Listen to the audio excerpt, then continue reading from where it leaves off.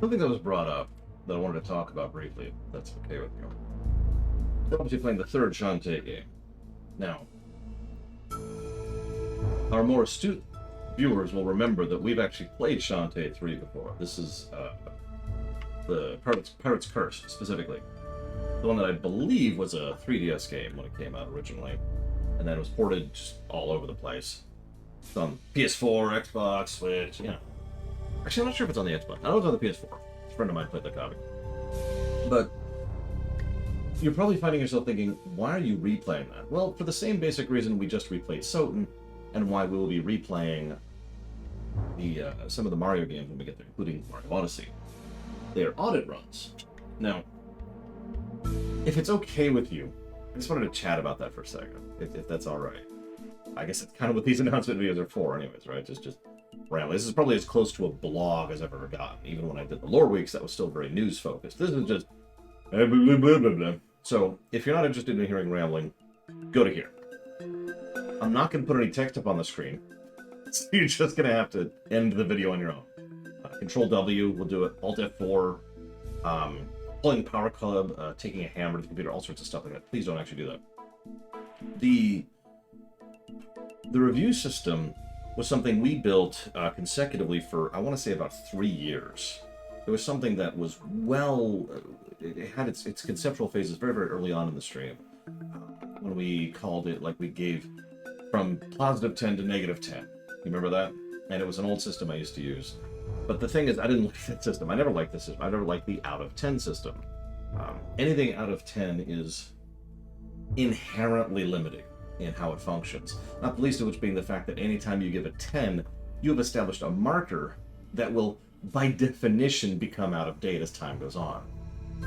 For those of you who know the review system, we have no 10. We have no 0. The ceiling and the floor are constantly being defined by new games. Each golden number we give, each rating we give to a game, is only relative to all the other games being reviewed.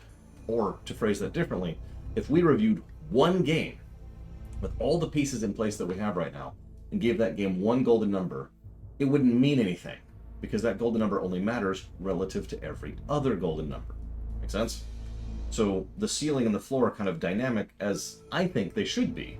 This kind of review system can then not only withstand the test of time, but also be used to more accurately review games from older stuff. This is one of the reasons I feel comfortable reviewing NES games, or SNES games, or N64 games, or PS4 games, or modern games pretty much equally and under the same scale.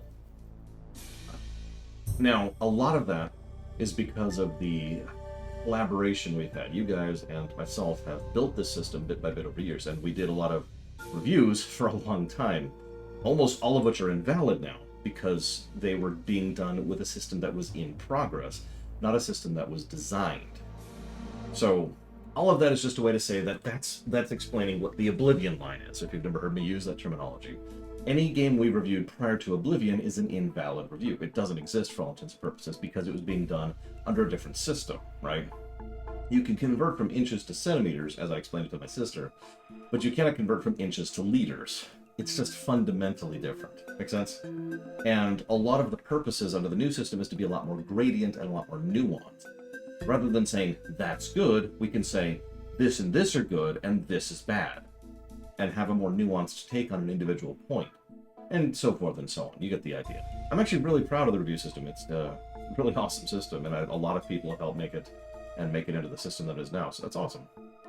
But the point I'm trying to get at is, why audit then? Well, that would be obvious, because several games that were reviewed under the old system, which we still have archived, are all invalid. Now, I don't want to go through and audit all of those, because that's insane.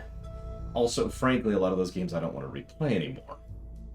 But when we first pulled the cord on the Oblivion line, which was about a year ago at this point, this year, one of the things I did was I sat down and I said, okay, these are the games that I personally would really like to audit, either because I really want to replay the game, to be honest about that, but also I want to see how good that game is under the more nuanced, more detailed current system, right? I want to see the proper remake of the review, for lack of a better way to put that. That's one of the reasons why we're doing an audit review of Shantae and the Pirate's Curse. If some of you may remember, when we first added the Shantae block, this game wasn't in it. But it was on a list of games that I did want to audit, and so it got added back in. And same thing with Half Genie Hero, which is the next one we'll be covering, probably tomorrow. Anyways, I just wanted to talk about that and share that a little bit and share the mindset that goes into it. I'm curious if any of you have anything even remotely similar.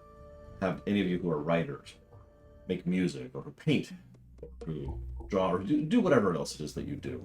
Has there ever been a desire to go back and try and update, try to do a more modern take on something? And I know what you're going to say. Oh my God, the sequel trilogy. Because, or not the sequel, sorry, wrong phrase. The special edition. That's what it is. I knew it started with an S. The special edition trilogy for Star Wars. Because a lot of people bashed Lucas for that exact same desire. And that's valid, because a lot of issues exist with the special edition.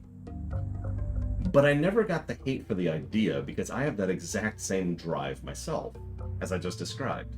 I love being able to, well, love is the wrong word. There are certain things that I've done that I would love to go back and redo. And I don't know what else to add to that. Where do you land on that one?